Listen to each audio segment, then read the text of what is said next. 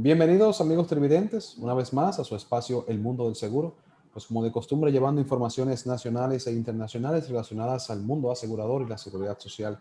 Hoy tenemos un plato fuerte con el amigo Jairo Zambrano, quien nos acompaña desde Estados Unidos y quien estuvo recientemente formando parte del exquisito grupo de expositores del pasado Congreso ADOCOSE de la Asociación Dominicana de Corredores de Seguros y nos estuvo acompañando desde allí en su rol de reasegurador.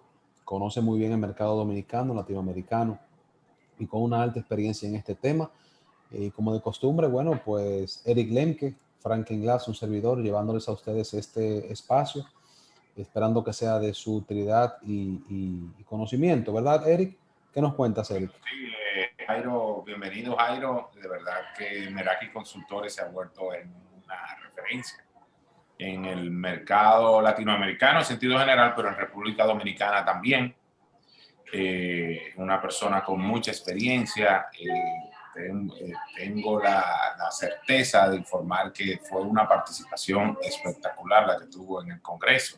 Así que, Jairo, felicidades y bienvenido a este que es tu programa Mundo del Seguro. Eri, muchísimas gracias, de verdad, muy encantado de poder participar con ustedes, Eri, Franklin, agradecido y encantado de estar en el mundo del seguro. Para mí es un gran honor estar con ustedes el día de hoy. Bueno, gracias, Jairo. Y nada, vamos a iniciar con lo que nos gusta, ¿verdad? Hablar de seguros, saber cómo anda el mundo y gracias por este tiempo que nos dedicas para compartir tu visión. Y bueno, primeramente iniciando de lo general a lo particular, el mercado asegurador latinoamericano 2020, viniendo, ¿verdad? Desde febrero o marzo que empezó a atacar la pandemia en las diferentes economías, pues, ¿qué fue 2020? A grosso modo en el mercado asegurador latinoamericano. Wow. Bueno, a mí siempre me gusta primero conversar de lo general, hablemos rápidamente a nivel mundial y después caemos en América Latina y posteriormente en nuestra querida República Dominicana. Excelente, perfecto. Definitivamente, como es bien conocido por todos, es indudable el impacto del COVID que ha tenido no solamente en la industria de seguros, sino a nivel general. El impacto ha sido masivo, definitivamente. Y recordemos algo muy importante, la relación que existe entre el Producto Interno Bruto y el volumen de primas que se produce en un país. Están directamente correlacionados. Y hemos escuchado en diferentes conferencias, diferentes artículos de periódico, de que el Producto Interno Bruto se ha afectado dramáticamente a nivel mundial, a nivel latinoamericano aún más, y en nuestra querida República Dominicana. Esto va a afectar el volumen de prima mundial. Recordemos que para 2019 estamos hablando de cerca de 6.2 billones de dólares, que es el volumen de producción mundial de prima. Esto se estima, según nuestros cálculos y con el impacto del Producto Interno Bruto, las tasas de desempleo, los cierres de negocio, que va a reducirse cercano a los 6 billones de dólares. ¿Ok? Eso es el contexto mundial. ¿Qué pasa con América Latina? En el caso de América Latina estamos hablando de que el 2019 eran aproximadamente 157 mil millones de dólares. Una cifra nada despreciable, pero América Latina sí ha tenido una afectación mucho más fuerte que el resto del mundo. Tenemos un impacto cercano al 7% en el Producto Interno Bruto, mayor nivel de pobreza. Tenemos algo adicional, un elemento adicional, que es un fuerte impacto en las tasas de cambio. Entonces, la tasa de cambio, y eso más adelante seguramente lo conversaremos, en la República ha sido importante. ¿Qué va a pasar? Que de los 157 mil millones que teníamos en 2019, se estima que se va a reducir aproximadamente a 144 mil millones. O sea, vamos a tener un impacto importante. Y esto es a nivel de primas.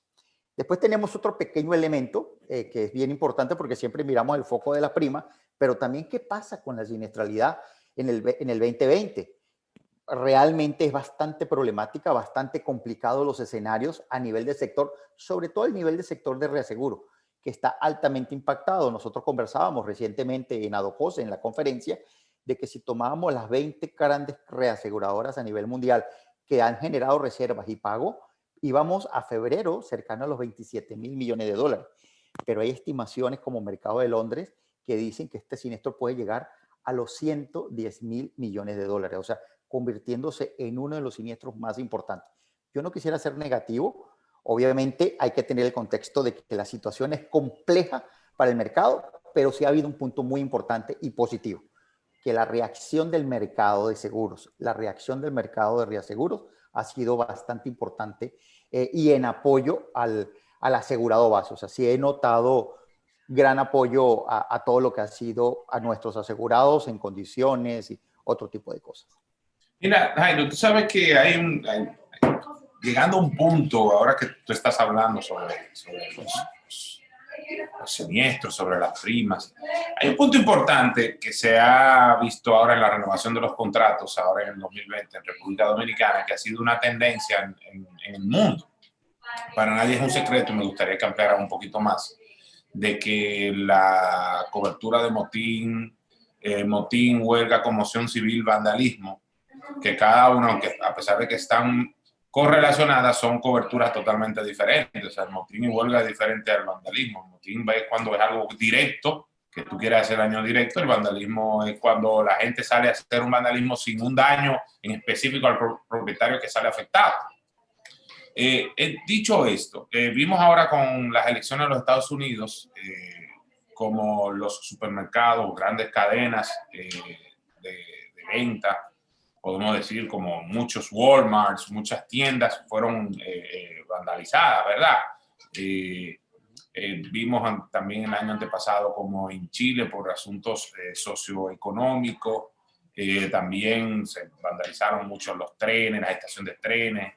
Esto, a veces cuando tú vas donde un cliente y le lleva una disminución en su cobertura o un incremento también en prima, tú sabes, hay que sentarse y explicar muy bien que el seguro es solidaridad y que a veces, aunque otra vez nosotros no seamos, el cliente no sea afectado directamente y el país no sea afectado directamente por esa cobertura, es una comunidad, una solidaridad. Cuando viene un huracán que afecta a Puerto Rico, que no nos afecta a nosotros, eso impacta directamente a nosotros porque los contratos, los reaseguros, los reaseguradores, los facultativos que se hacen, los contratos que se utilizan, los reaseguradores que se utilizan en los contratos de la aseguradora, son afectados. Porque así mismo como están asegurando aquí, también están en Puerto Rico, como en Latinoamérica, Norteamérica, incluyendo México, que es Norteamérica, obviamente. Y entonces, explícanos un poco esa parte. Primero también, sí es una pregunta en particular. Aquí hay algunas aseguradoras que lo que están haciendo es que están dando un sublímite de 30 a un 50, puedes contratar tal vez un poco más, que funciona como primera pérdida. Correcto, pero hay algunas que lo que están haciendo un coaseguro pactado de un 80-20, 80 cubre la aseguradora. Explícame eso porque algunos mercados, algunos obviamente dependiendo de quién es la líder del contrato de cada aseguradora, hablan un poquito de eso. Wow, gran pregunta y gran problema actual. De hecho, definitivamente lo describiste muy bien y vamos a hablar específicamente de esa cobertura porque hay otras cosas adicionales, pero ahorita vamos a enfocarnos en tu pregunta en motín, disturbios laborales y daño malicioso, que permíteme aclarar un punto interesante. Efectivamente, las definiciones son distintas, pero cuando tú comparas un República Dominicana con un Panamá, con un Venezuela, con un México, inclusive las propias coberturas con el mismo nombre tienen alcances distintos. Entonces, como reasegurador, tenemos que ser extremadamente cuidadosos en cuando estamos aplicando una cláusula en el país que realmente sea los alcances de cobertura pretendidos en el país. Eso es uno de los primeros elementos que tenemos que tomar en consideración. ¿Qué está pasando?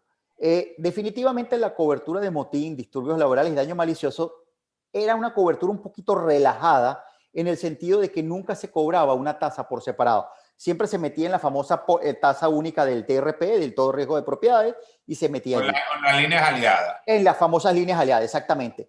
Lo que es técnicamente correcto, el debe ser, es que yo debería cobrar por la cobertura que estoy dando una prima respectiva. Pero bueno, ha habido, de alguna manera, todo se englobaba en la... El mercado cambia. Antes las cotizaciones tú cobrabas hasta el huracán, aparte, lo del serio. Que es el debe ser. Cada uno tiene su tarifa. Correcto, cada cobertura tiene su expectativa de pérdida y al tener su expectativa de pérdida tiene su respectiva prima. Ahora bien, ¿qué ha pasado?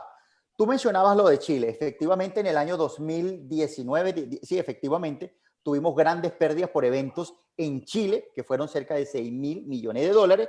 Recordemos que la mayoría de esos siniestros son pagados por el reasegurador. Una parte muy pequeña absorbida por el mercado local y la gran parte la paga el mercado internacional. Después tuvimos los eventos aquí con George Floyd en su momento. Después tuvimos los eventos que se repitieron por las elecciones.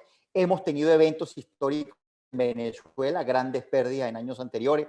Hemos tenido conatos importantes en América Latina, sin ir muy lejos. El día de ayer hubo grandes pérdidas en Cataluña, solamente porque un rapero fue detenido y la gente salió a la calle y produjo grandes daños. En Chile, nuevamente hace 2 semanas, en un estado, grandes pérdidas. Es decir, tenemos un país, un mundo extremadamente susceptible en este momento, aunado a las problemáticas económicas, al encierro por el tema del COVID. La gente está muy sensible. Entonces, los reaseguradores observamos que los potenciales de pérdida derivados a nivel mundial por este tipo de cobertura son extremadamente altos. Y si nos bajamos a América Latina, aún más, porque recordemos que en América Latina tenemos cerca de 50 millones de nuevos pobres. O sea, tenemos una economía deprimida. América Latina cayó cerca de un 7% del Producto Interno Bruto, mucho más cierres, pocas ayudas de los gobiernos a las industrias. La gente está desesperada. Entonces, cualquier cosa que pasa, inmediatamente se activa una protesta afuera y eso se traduce en grandes pérdidas. Es por ello que los reaseguradores dicen, ya va, estamos observando el potencial de pérdida y toman medidas, sin contar ya los siniestros que tuvieron. Y las medidas que están tomando están dirigidas, primero que nada, a nivel contractual, están colocando una cosa que se llama límite por evento. Un límite por evento es que yo reasegurador, a ti, compañía de seguros, te establezco el límite máximo que te voy a cancelar a ti, que te voy a pagar en caso de un evento. Esto deriva inmediatamente en que las compañías de seguros, como tienen un límite que realmente es bastante corto, o sea, a veces 3, 4 veces la capacidad, en el mejor de los casos, te dicen, mira, yo necesito entonces voltearme y sublimitar la cobertura. Hay estrategias y eso depende de cada compañía. Sublimita las coberturas al 50, al 30, al 20. Hay casos incluso que los reaseguradores dicen, yo te otorgo la cobertura de motín, pero no te la doy, por ejemplo, para supermercados, ni para dependencias de gobierno. Claro, para vivienda sí te la doy un 100%. Exactamente, Eric. Centros comerciales te la limito. Exacto. Correcto. Y eso es lo que está pasando. Entonces, los reaseguradores le están colocando, y eso se ha convertido en ciertos países como deal breaker. Acabo de hacer unas renovaciones en Venezuela, donde un reasegurador me dijo, la cobertura de daño malicioso, ni siquiera la de motín, la de daño malicioso es un deal breaker para mí. Y si no se recondiciona esa cobertura, estamos fuera. Entonces, el mercado está reaccionando de manera preventiva a lo que realmente puede pasar. Y recuerda, Eric, que también tenemos otro pequeño detalle, que en teoría debería ser una redacción de carácter general y uniforme, pero nuestra realidad es que hay muchos Frankenstein que se producen con endoso entre lo que tú dijiste al comienzo que me gustó mucho. ¿Qué se entiende por motín? ¿Qué se entiende por vandalismo? ¿Qué se entiende por daño malicioso? Los tres aquí reunidos entendemos exactamente lo mismo. Cuando empezamos a verificar cosas, tú te das cuenta de que no. Entonces, eso es lo que está pasando. Y las compañías lo que hacen es buscar alternativas para tratar de ofrecerle alguna solución a su asegurado, pero está de alguna manera atado. Otras soluciones, ¿cuáles han sido? Que esa cobertura se toma parte y se busca un reaseguro facultativo para esa cobertura. Pero te puedo decir que los precios son tan altos para ciertos riesgos como lo que costaría la misma de TRP. Es decir, que si tú tienes una TRP de 0,60, 6 al millar, como lo usan en la República, 6 al millar, tú puedes encontrarte coberturas, por ejemplo, para supermercados de cadenas, para motín, algo a 0,30, 0,20. O sea, hoy en día es restringida, pero muy restringida esa cobertura. Es lo que nos está pasando. Franklin. Jairo, en el caso de Latinoamérica, tú decías en la parte introductoria de una producción, digamos que general de los países de Latinoamérica, si no recuerdo, de superior a los 150.000 millones de dólares, ¿verdad? Sí, para el 2019, 157, y ahorita para el cierre 2020 se esperan 144.000 millones. O sea, una disminución importante. Sí, correcto. Entonces, estamos hablando que República Dominicana está en unos 1.200 millones de dólares en 2020. Con un crecimiento de apenas, sí, en pesos, yéndome a dólares para que entendamos cuánto es República Dominicana en el mercado latinoamericano, que es bastante tímido. Entonces, y sabiendo que es un 1.2, 1.3 del PIB dominicano, la producción de seguros, y entendiendo que el mercado dominicano apenas creció en primas cobradas un 5%, cuando venían años anteriores, un 18, un 14, un 12, un 15, y claro, fruto de pandemia. Entonces, realmente, ¿creció el mercado dominicano o eso es un tema de evaluación, de ajustes de primas ya existentes o hubo un crecimiento? Y si lo hubo o no lo hubo, ¿qué tanto se asemeja a lo que está sucediendo en Latinoamérica? O sea, ¿qué tanto nos golpea a nosotros? Correcto, correcto. A ver, te puedo decir, yo veo a la República Dominicana con dos vistas a lo largo del tiempo, que ha sido sumamente interesante. Definitivamente, la República Dominicana en el volumen de prima, lo que fue el primer semestre, es muy distinto a lo que fue el segundo semestre. Sí, efectivamente cerraron con 72.000 millones de pesos, en pesos, 72.000 millones contra los 69.000 aproximados que hubo en el 2019. Hubo un incremento promedio del 4,35%. Maravilloso. Pero si tú observas febrero, marzo y abril, las caídas en el volumen de prima suscrita fue impresionante. Incluso llegaron a alcanzar los niveles de prima del 2018. Así fue la caída. Cuando tú ves las gráficas de comportamiento de prima mensual del sector, fue dramática la caída por el cierre total que hubo.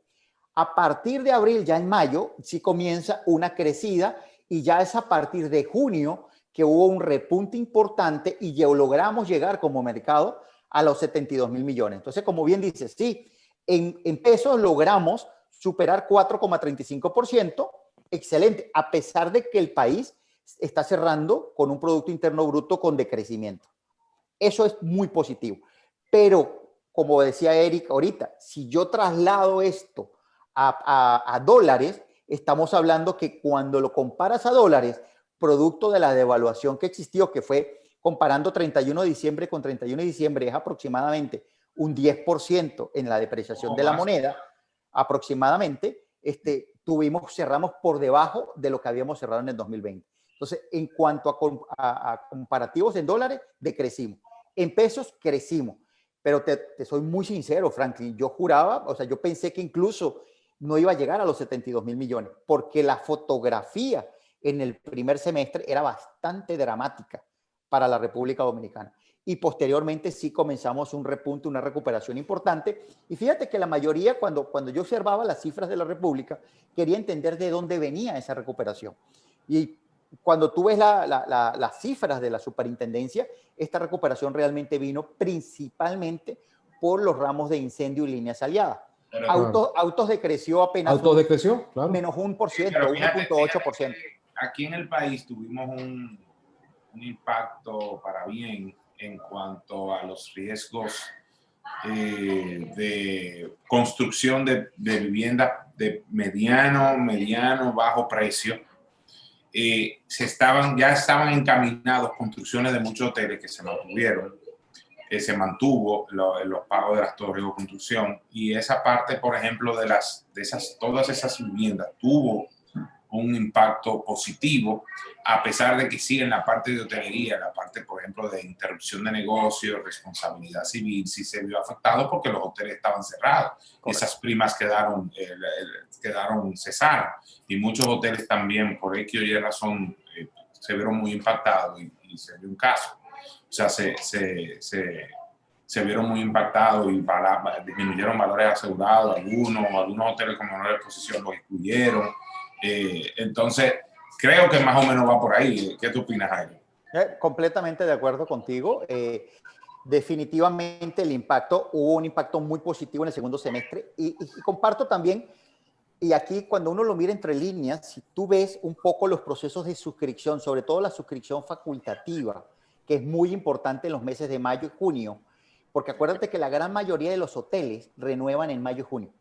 Entonces, cuando tú veías las capacidades hacia el sector hotelero, lo que se llama el riesgo beachfront, que el reasegurador es muy cauteloso, esas capacidades se restringieron de alguna manera. Y al restringirse, automáticamente influyó en el nivel de precio. Entonces, a pesar de que los hoteles estaban cerrados, sí, pero la vulnerabilidad por concepto de pérdidas por riesgos naturales estaba latente allí. Y los reaseguradores, que ya tenían de alguna manera, por diferentes estudios, preveían de alguna manera que iba a haber una temporada extremadamente activa, que acertaron perfectamente, empezaron a subir los precios. Y yo pude observar colocaciones puntuales donde las colocaciones tuvieron aumentos de 2 dígitos. Entonces, fue la combinación de varias cosas. Los hoteles no se podían quedar. Sí, se restringió la parte RC, pero no podían quedarse sin su cobertura de property. tenían que tener sus coberturas de property. Y estas coberturas de property aumentaron de precio. Estás en mute, Eric. Y la parte de interrupción de negocio, que es algo que te quería preguntar. O sea, imagínate que hubiese, que a mediados de año, en temporada ciclónica, ponte julio, ponte agosto, llega un ciclón, pero el hotel está cerrado. Entonces, ¿qué tú vas a indemnizar? Si en realidad la proyección del hotel es que va a estar cerrado los próximos 4 o 5 meses. Eric, me gusta mucho tu pregunta porque es una discusión que he tenido recurrentemente y casualmente esta mañana con unos clientes en México estamos revisando las coberturas de lucro cesante forma americana y la lucro cesante forma inglesa. Y compartimos lo que tú nos acabas de decir. El mercado tradicionalmente en la República Dominicana ha comprado la cobertura lucro cesante forma inglesa tradicional. Para nuestra audiencia, déjame explicar rápidamente la diferencia entre una y la otra. La forma inglesa, rápidamente lo que dice es, yo te voy a pagar a ti hasta que vuelvas a tener el mismo nivel de utilidad que tenías antes del siniestro. Pero como bien acabas de decir, Eric, pues no hay venta, no hay turismo. Entonces, ¿qué te voy a pagar?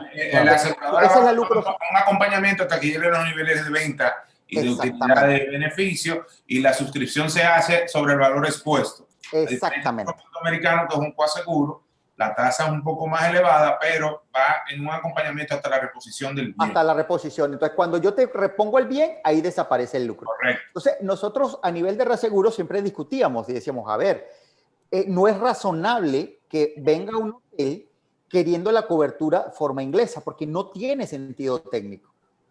Vamos a cambiar, vamos a hacer una transición de la forma inglesa a la forma americana. Te puedo decir que fue 50-50.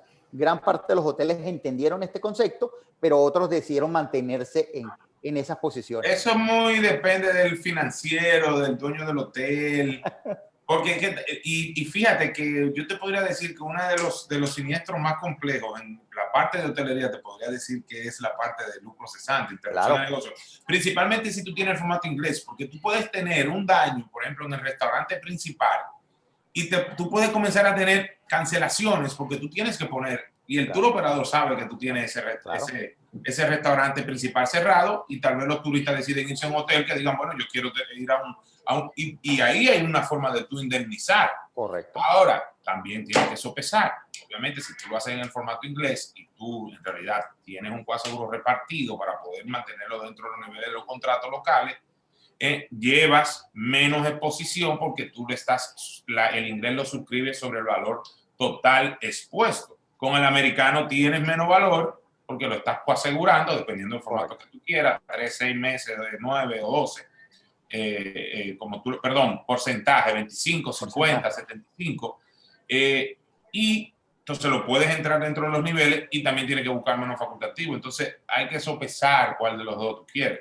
Pero fíjate, Eric, que esa racionalidad es la que uno esperaría cuando el corredor de seguros en conjunto con la compañía de seguros se sientan con los clientes y entender exactamente dónde están esos potenciales de pérdida, esas posibles afectaciones y sobre todo, cuando uno suscribe un riesgo, tiene que pensar en el siniestro. Entonces, cuando te ocurre el siniestro, ¿cómo se va a tratar? ¿Cómo se va a hacer? ¿El cliente va a quedar resarcido en su daño adecuadamente o no adecuadamente? Eso es uno de los factores más importantes hoy en día en medio de esta crisis, que realmente nos podamos sentar con nuestros clientes y entender efectivamente cuál es tu potencial de pérdida y qué podemos hacer por ti para conseguir lo que nosotros siempre decimos, un traje a la medida. No cobrarte una tasa genérica de, mira, los hoteles deben de valer 1,25%. Ya va. Es lo que todos queremos, pero vamos a ver dependiendo de las características propias de cada uno. Sabes que aquí hace unos años solía hacer uso de que la suscripción, por ejemplo, en el formato inglés, tú decías, por ejemplo, 6 meses. Bueno, 6 meses, si eran 12 millones, son 6 millones. Suscríbelo por 6 millones. No. Entonces, obviamente, el infraseguro venía. Claro. Porque el inglés, obviamente, lo que va contigo es el periodo de indemnización. 3 meses, 6 meses, 9 o 12. Entonces, eso depende mucho, Jairo, a mi opinión, que he tenido la dicha de trabajar mucho la parte de hotelería y suscribir muchas pólizas de introducción en hotelería, al igual que Frank. Depende de si tú tienes, o sea, si el propietario del hotel es un hedge fund, si es un gente que, o sea, eso va muy de la mano o sea, si es un fondo que dice, bueno, no, mira, a mí me interesa que yo tengo que cumplir con los accionistas, que somos un grupo, bueno, yo quiero el formato inglés, que vaya con un acompañamiento. O sea, eso va muy de la mano, o dependiendo en el americano, si es un socio, si es un dueño único, son 2 o 3 socios, y dicen, bueno, mira, no, a mí no me interesa. Yo sé que si yo termino mi construcción, yo sé que yo arranco y despego de inmediato. Y también los tour operadores, hay que analizar también la parte de los tour operadores. Como todo, definitivamente sabes, cada riesgo hay que analizarlo propiamente. Franklin. Tú sabes, Jairo, que una cosa que se me ocurre como parte de lo que se está analizando ahora es que la pandemia, como yo siempre digo, hablando de estos temas, no habíamos vivido ninguno de los que trabajamos en seguros, nadie que trabaja en el sector seguros, en el mundo entero, ha vivido una pandemia. La última fue hace 103 años. Entonces, nadie tiene experiencia en este tema de pandemia. Pienso que la pandemia, corríjanme ustedes, ya debe ser algo. ¿Por qué? Porque, ok, vienen las vacunas, pero se habla de que puedan haber pandemias con menor periodo de recurrencia, o sea, ya no va a esperar 100 años. Es un planeta mucho más habitado que lo que era en el 18, o sea, hoy somos 7.400 personas en el mundo. Entonces, ya el tema pandemia, la cobertura por pandemia, debe ser tomada en cuenta, me imagino, a productos futuros y con cierto carácter de innovación, donde, por ejemplo, no sé, se me ocurriría manejar en programas de salud, por ejemplo, de seguros de salud, manejar deducibles no por el total de la póliza, sino deducibles por tipos de cobertura, quizás. O sea, hay que ver qué cosas vienen a nivel de innovación y no sé qué opinión te merece por el sentido de que, óyeme, la gente quiere comprar cobertura para pandemia, tanto en seguro de vida, tanto en la parte de salud, tanto en la parte de guardar, resguardar ese patrimonio, que muchas veces ese patrimonio no depende de una sola persona, no depende de un grupo de accionistas, como dice Eric. Oye, tú tienes hoteles, tú tienes industrias, tú tienes productores, empresas, que el dueño de eso es un fondo de inversión que es una empresa pública que cotiza en bolsa, que tiene que dar un mínimo de retorno de X% a sus ahorrantes, a sus cotizantes. Entonces, se va a tener que vender de alguna manera, se va a tener que hacer algún tipo de cobertura que venga por pandemia. Okay. Eso es como el tema de azúcar en seguro de salud. O sea, bueno, que yo tengo, ¿cómo se llama? Cuando sufres de azúcar, ay Dios, se me fue el nombre. Tú eres diabético. Y cuando tú eres diabético, sí, te pongo una limitante en la diabetes si eres nuevo en el seguro. Pero ¿qué pasa? Que múltiples enfermedades devienen de la diabetes. Correcto. Entonces no te cubre ninguna después. Entonces, correcto, por la persistencia. Es lo que te digo, o sea, hay que buscar la manera, pienso yo, no sé, o sea, como una pregunta de dar algún tipo de cobertura, de que el seguro ahí también encuentre un nicho de mercado. No sé si así me expreso, quizá contrario desde el punto de vista comercial. Perfectamente, y te tengo una buena noticia y una mala. Okay. A ver. Vamos con la mala adelante. ¿Cuánto empieza? A ver, porque definitivamente sí existe. De hecho, sí existe. Desde que ocurrió lo del SARS, hace un par de años, ya hay territorios en el mundo que han empezado a desarrollar. Pero antes de enfocarme en esto, tú dijiste una palabra muy particular, que los asegurados demandan cobertura, y estoy completamente de acuerdo contigo. Los asegurados demandan cobertura. ¿Dónde está el problema? Si quieren pagar esa cobertura. Y ahí es donde tenemos la situación. Y volvemos a traer lo que ya existe. En Asia, cuando ocurrió lo del SARS, ¿se acuerdan la famosa N1H1? Que no llegó a las dimensiones, obviamente, que tenemos en el COVID, pero sí hubo regiones asiáticas, la región de Asia, que quedó altamente afectada. Y a partir de esa situación, acuérdate que la materia prima del seguro es el siniestro. Sí. Definitivamente. Ellos aprendieron en función de lo que se produjo en ese momento y empezaron a desarrollar un conjunto de coberturas, ¿verdad? Para dar, de alguna manera, algún tipo de protección. Inclusive exportaron ese tipo de coberturas para América Latina, donde no se compraron, y en Estados Unidos, en algunas partes, se lograron colocar. O sea, de alguna manera, sí se ha podido desarrollar algunas estructuras o algún tipo de protección. El problema deriva es que no todos están dispuestos a pagar la cobertura. Y ahí voy a hacer un símil con motín. La cobertura de motín te la pueden dar. El problema es que no te va a gustar el precio. ¿Me explico? Claro. Ese es el problema. O sea, la protección te la van a dar. Yo puedo buscar afuera protecciones y ahorita está muy de moda. Bueno, ahorita no, ya lleva varios años y cada vez coge más fuerza. Tomando el tema de innovación, todo el tema de seguros paramétricos. O sea, hay una cantidad de seguros y de modalidades de seguros paramétricos que son una belleza de transferencia de riesgo. O sea, son impresionantemente muy bien estructurados para soportar. El punto es que no todos están dispuestos o no quieren pagar el nivel de precio. Entonces, ahí es donde está la situación. Yo creo que aquí viene mucho también, es el tema de la educación hacia los sectores.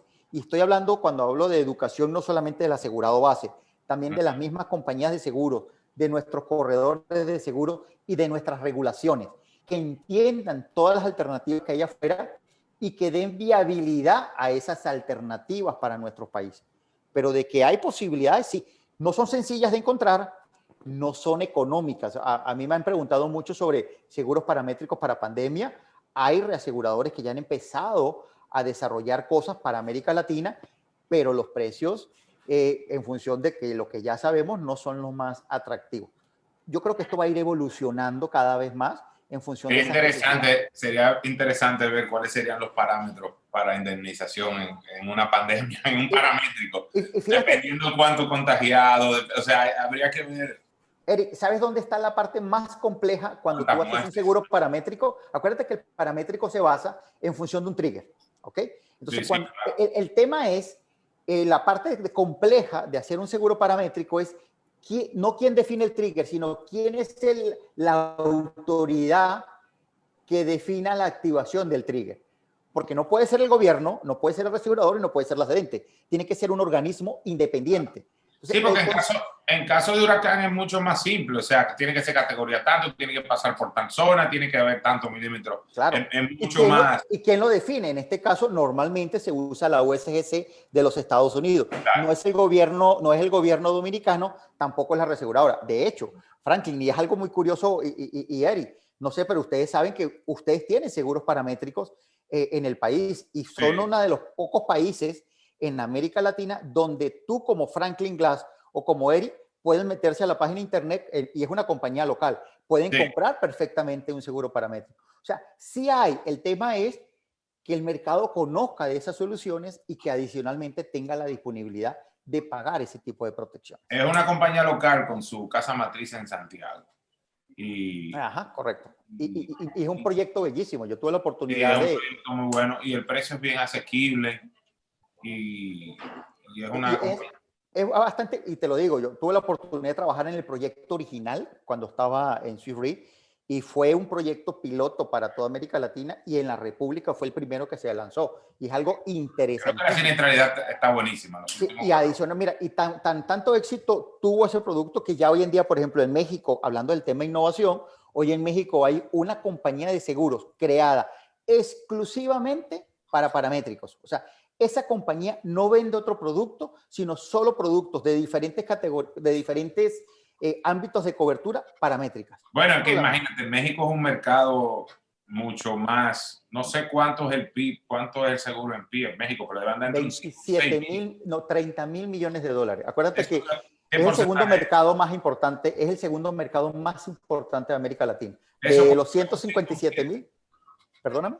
¿Cuánto es eso del PIB? ¿Un 5, un 7%? Porque no manejo el número del PIB. No recuerdo exactamente la cifra, pero lo que te puedo decir es, de los 157 mil millones que yo hablé de la producción de prima en 2019, ellos facturan 30 mil millones. Después de Brasil, es el mercado más importante en toda América Latina. Incluso en México, la ley, no es como aquí, que la ley es 146.02 de seguros y fianza. Allá son dos cosas totalmente diferentes. Primero, sabemos que una fianza no es un seguro, es una garantía. Y la fianza tiene un regulador totalmente aparte. E incluso hay empresas que solamente se dedican, que son afianzadoras. Solamente se dedican a hacer fianza. Eric, y tú que tocas ese tema de regulación es extremadamente importante. Ahí, y me permito poner el tema en la mesa que está muy de moda en este momento. Tú sabes que a nivel de sector seguros existe el tema de solvencia dinámica. Antes estaba el concepto de solvencia pura, ahora incorporaron solvencia dinámica, que es el capital basado en riesgo. Y es de manera prospectiva, no de retrospectiva. La solvencia tradicional, por ejemplo, la solvencia que se maneja en la República Dominicana, es una visión retrospectiva, es decir, dame la foto de hoy y qué ha pasado en el pasado. En el caso de México, que es el primero en el mundo en entrar en solvencia 2, lo que hace es, me paro acá, no solamente veo el pasado, sino veo el futuro. Me proyecto a la compañía y la industria en los próximos 5 años y vemos cómo se va a comportar la compañía en el futuro. Entonces, es impresionante ver toda la ingeniería técnica atrás de cómo las compañías tienen que proyectarse sus balances, sus proyecciones de capital, sus proyecciones de riesgo, sus capacidades catastróficas para saber si van a ser solventes en el futuro. Eso es una visión completamente distinta. No, incluso América Latina viene cambiando en ese sentido. Y la mayoría de empresas allá, obviamente, de cierto volumen, tienen un risk manager, tienen un gerente de riesgo, in-house. Eso es obligatorio dentro de lo que es el gobierno corporativo. Hoy en día es obligatorio en solvencia dinámica. Yo veo que América Latina va en esa transición. De hecho, nuestro amigo Villamán conversaba con la ADOCOSE. Al final estuvo conversando de que probablemente se haga un cambio en la ley. Eso es bastante interesante, es importante, pero al final del día yo creo que ese cambio de ley tiene que venir agarrado de la mano el sector seguros, el CADOAR, el regulador, todos de manera conjunta para buscar los mecanismos ¿Sabes que ese adecuados? gerente de riesgo, Jairo, no solamente ve los riesgos como peligro tangible relacionado con transferencia de riesgo? O sea, él puede ver riesgo financiero, él puede ver riesgos ocupacionales, puede ver riesgo de que, bueno, si abrimos una sucursal en tal zona, pueden abrir un elevado y ahí entonces tenemos el riesgo de que las ventas disminuyan. O sea, es un gerente de riesgo completo. Hay diferentes categorías de riesgo, entonces está el riesgo de crédito, riesgo de contraparte, riesgo financiero. Ellos, dentro de la normativa de solvencia, hay varios niveles de riesgo que el gerente tiene que verificarlo. Y es tan delicado el tema que incluso el actuario que certifica los modelos puede ir con cargos de prisión si se equivoca. O sea, para que vean el tema y la dimensión de la normativa. Pero bueno, lo importante es que toda la región poco a poco va transitando en ello. Esperemos a ver cómo va a pasar en la República Dominicana y cómo se transitaría a futuro. Y quitar ese cliché de que si una empresa tiene un gerente de riesgo, ponen amenaza al corredor de seguro. Para nada. No, para nada, en lo absoluto. Contrario. No. Lo protege. Lo protege, Eric. Y qué bueno que tocas ese tema, porque acuérdate que nosotros en la industria, cuando yo hablo de nosotros, es todo el mercado asegurador. ¿Qué vendemos? Vendemos promesas. O sea, nosotros le vendemos una promesa a un asegurado, que cuando tenga una contingencia, vamos a responder por él. Para el corredor de seguro es importantísimo que las compañías hagan gerencia de riesgo. ¿Por qué? Porque si él son los ojos del asegurado. Si él recomienda una compañía que no tiene una adecuada gerencia de riesgo y esta compañía desaparece o quiebra, al final del día él tiene una responsabilidad, porque se supone que el corredor es el que conoce quién es la contraparte. Eso es lo que se conoce como riesgo de contraparte. El asegurado está transfiriendo su riesgo a un asegurador. Entonces, él debe garantizar el corredor que donde lo transfirió es una compañía que va a subsistir a lo largo del tiempo. Y eso es extremadamente importante. Jairo, mira, yo creo, le quiero pedir disculpas a mi compañero, porque él sabe muy bien que esos son temas que yo sé que me apasionan mucho y a ti también. Y mira, Frank, Jairo, tenemos un 50-50, pero hoy fue como un 70-30, así que pregúntale de la tecnología, de cómo él ve la tecnología. Tranquilo, que mira, Jairo, tú sabes que tuve la oportunidad de trabajar muy de cerca con él en el Congreso y la verdad que no, ya yo estaba, imagínate, pago con el deleite de Jairo. Pero mira, nosotros como un país subdesarrollado, donde la meta, claro que sí, es llegar algún día a ser un país desarrollado y se está trabajando para eso. Creo que el país, todo el mundo está trabajando para eso. Y el sector no se queda atrás. Creo que el sector seguros es un sector bastante dinámico, con muchos profesionales trabajando y siguen superando lo que año tras año se hace en el sector, incluso un año tan particular como el 2020. ¿Qué a tu impresión, a tu análisis, siempre hemos tenido un reto de hacer cosas para aumentar la cultura aseguradora en nuestro país. Pero, ¿qué tú entiendes que por dónde podemos quizás empezar para que esto sea una realidad, para llevar y hacerle entender a la gente que el seguro no es un lujo, que el seguro es un ahorro, es una seguridad, es como poner candado en tu casa? Eh, ¿Cuáles son esas cosas que quizás tú entiendes que podemos o hacer mejor o renovar en el tema de llevar educación aseguradora, de llevar cultura aseguradora? ¿Qué tú crees que podemos hacer que sea distinto que no hemos hecho? Franklin, a ver, me gusta mucho el aspecto que le estás dando. Yo soy un fiel creyente del conocimiento y utilizo mucho un término que se llama la democratización del conocimiento. Claro, Yo haría exactamente lo mismo a nivel de seguros. Yo creo que necesitamos la democratización del seguro. ¿A qué me refiero con la democratización? Es que necesitamos crear no solamente productos, sino optimizar nuestros canales para hacer asequible el seguro a toda correcto. la sociedad. Eso va ligado al aprovechamiento de los canales de distribución, a los elementos de tecnología de nuestra nueva realidad, de cómo le llegamos a ese cliente, porque todo el mundo piensa en las pymes, todo el mundo piensa en el negocio corporativo, en los hoteles, pero quién piensa realmente en el que está de a pie?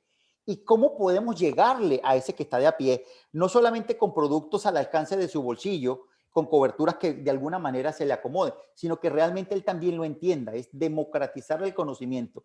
¿Cómo se logra? Yo creo que esto tiene que ser obligatoriamente una iniciativa coordinada entre el sector de seguros, su cámara, CADOAR, Adocose, que tiene un papel, y los aplaudo por lo que acaban de hacer con el Congreso, que fue brillante, el poder democratizar el conocimiento, de la mano con la Superintendencia de Seguro y un gran aliado que es el mismo gobierno. A los gobiernos es fundamental que el gobierno tenga mayor penetración de seguro, porque mientras más penetración de seguro tenga un gobierno, menos impacto en su balanza de pago va a tener. Recientemente me tocó hacer un estudio en abril del año pasado a todo el Caribe inglés, español y holandés, donde hicimos un estudio del impacto de la penetración del seguro con respecto al Producto Interno Bruto y una catástrofe natural. Y modelamos escenarios extremos, donde veíamos aquellos que tenían poca penetración de seguro, cómo se erosionaba increíblemente todo lo que corresponde a sus balanzas de pago. ¿Por qué? Porque al ocurrir el evento, no podían recurrir al seguro a una recuperación, tenían que recurrir al Estado y el impacto era considerablemente mayor. Yo creo que aquí el gobierno, de la mano con todos, sentarse y definitivamente ayudar al sector. Y yo empezaría por algo que creo que, y se corrijan, me entiendo que ya se está comenzando a discutir, que es el famoso impuesto selectivo al consumo. O sea, a mí me parece, desde el punto de vista desde afuera, viendo el mercado internacional, que tú a una póliza de vida le estés cobrando impuestos, cuando es algo realmente importante. Es realmente importante para una familia que la cabeza de familia tenga un seguro de vida para cuando le pase algo estén protegidos. Y que le estemos cobrando impuestos, eso evidentemente pasa lo que está pasando, que la penetración del seguro de vida esté muy por debajo a lo que está en el resto de América Latina. Y O eso buscar otros mercados donde tú, tal vez la suscripción no sea tan simple, que la tengas que hacer local, que tengas que hacer un viaje a otro país para hacer. bueno, pero es lo que pasa. El gran favorecido al final del día de este impuesto selectivo al consumo no es más que los internacionales que ven la Exacto. oportunidad, porque te lo digo, yo estoy afuera y veo absolutamente qué es lo que está pasando y los internacionales dicen, hay un impuesto local, traemos la divisa dura, traemos el dólar, protección en dólares, no tienes que pagar un impuesto y se llevan parte de ese mercado. Que No no es un necesariamente lujo, eso. no es un lujo eso. No es un lujo, es una necesidad y es una necesidad que realmente ayuda a la Continuidad población. a la población, continuidad de niveles de la sociedad, continuidad de que el mismo Estado o gobierno no va a tener que incurrir en un gasto adicional por seguridad social porque queden desamparados. Exactamente. Entonces, es muy importante. Nos queda un minutico, Jairo. De verdad que tienes que, por favor, Por favor. aceptar otra invitación, aunque sea cierre de año, ¿verdad, Franklin? Mediado de Así año. mismo es, así mismo es. Yo creo que nos quedaron muchos temas, de verdad, los amigos televidentes, pero me gustaría hacer, Franklin, que tú hagas la pregunta de la tecnología. ¿Cómo se ve ahora? No, al final del día es eso. O sea, Jairo, quizá ya un minutico para que en TV no nos corten, porque el tiempo, ¿verdad? Estamos justos, pero sí, o sea, parte de lo que tú también hablabas en días pasados es cómo es la manera de de integrar soluciones tecnológicas a llevar el seguro a nichos donde normalmente no llega. O sea, salirnos un poco como de lo tradicional.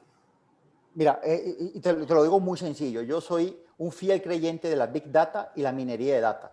O sea, si tú, y no necesitas grandes inversiones de dinero para hacer un verdadero trabajo de minería de data, donde hay mucha información en la República, donde se puede tomar, y con esta información tú perfectamente puedes identificar necesidades y oportunidades en los diferentes sectores de la sociedad, combinados con buenos elementos de inteligencia artificial.